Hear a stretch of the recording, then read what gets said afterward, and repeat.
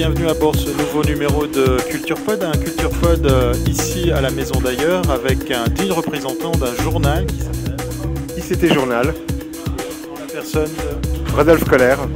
Alors, un journal qui parle d'ICT, qui parle de technologie, d'informatique, ça tient à quoi d'avoir un support papier pour faire ça? Parce que le support électronique, je pense qu'il se prête à certains types de contenus, certains temps de lecture, mais que pour des sujets de fond, pour prendre le temps de se consacrer à un thème, de lire différents sujets, différents articles sur le même thème, le papier est plus propice. Alors comme vous le disiez, là, cette soirée on a pu voir pas mal de monde, c'est un journal qui va bien et qui fête en plus son anniversaire. Oui, effectivement, donc on a lancé en octobre 2008, bien que nous sommes à la fois papier et électronique, mais la version papier se porte très bien. Donc les annonceurs continuent à mettre des publicités, puisqu'on vit effectivement en grande partie de la publicité. Donc je pense que le succès, c'est plaire aux lecteurs, et puis après les annonceurs vous font confiance. Voilà. Qu'est-ce qu'on peut trouver typiquement dans un numéro de ce journal? Alors en général, donc on a une partie news qui correspond plus à des contenus qu'on pourrait retrouver en ligne. On a une très grande interview.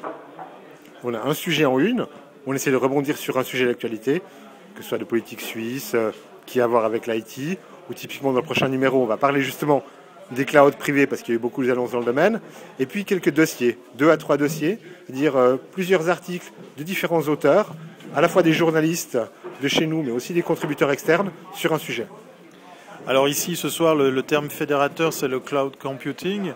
L'idée d'en parler, c'est quoi? Ça correspond à une vraie attente, à un vrai phénomène ou à une mode du moment où on va tous aller, on va devoir se pencher sur la question, nous tous qui utilisons l'informatique? Alors je pense que au niveau des particuliers, le cloud computing est déjà bien parti. Je pense que tout le monde utilise des applications en ligne, des réseaux sociaux, utilise des outils pour lire ses mails, etc. La question, c'est vraiment plutôt dans les entreprises. Et là, on constate que si les startups utilisent pas mal le cloud, les entreprises rechignent encore à le faire pour des questions de confiance, surtout.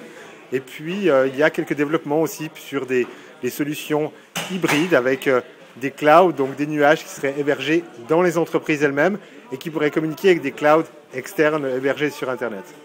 Justement, quelles sont les réticences auxquelles les gens se confrontent par rapport à l'usage du cloud computing?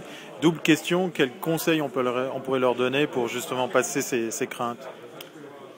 Alors, je parle surtout des entreprises, mais au niveau des entreprises, les craintes principales, c'est donc d'une part la confiance.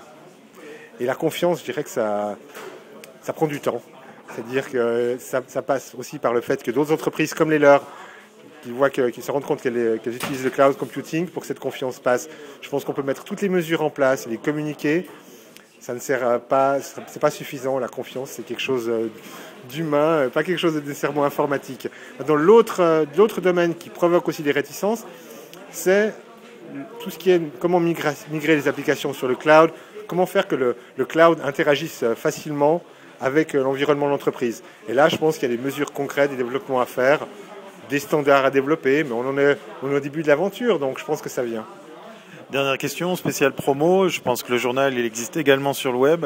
À quelle adresse et qu'est-ce qu'on peut y trouver? Alors, donc sur Internet, c'est www.ictjournal.ch. Alors, on va y trouver 6 news par jour qui concernent l'IT, d'entreprise, mais aussi pour les particuliers. C'est-à-dire qu'on va aussi parler de réseaux sociaux, etc. Donc avec un accent quand même sur la Suisse et encore plus sur la Suisse romande. Et puis la possibilité de s'abonner à une newsletter pour recevoir les titres publiés chaque jour par email. Merci beaucoup et à bientôt si c'est pas bon. Merci beaucoup.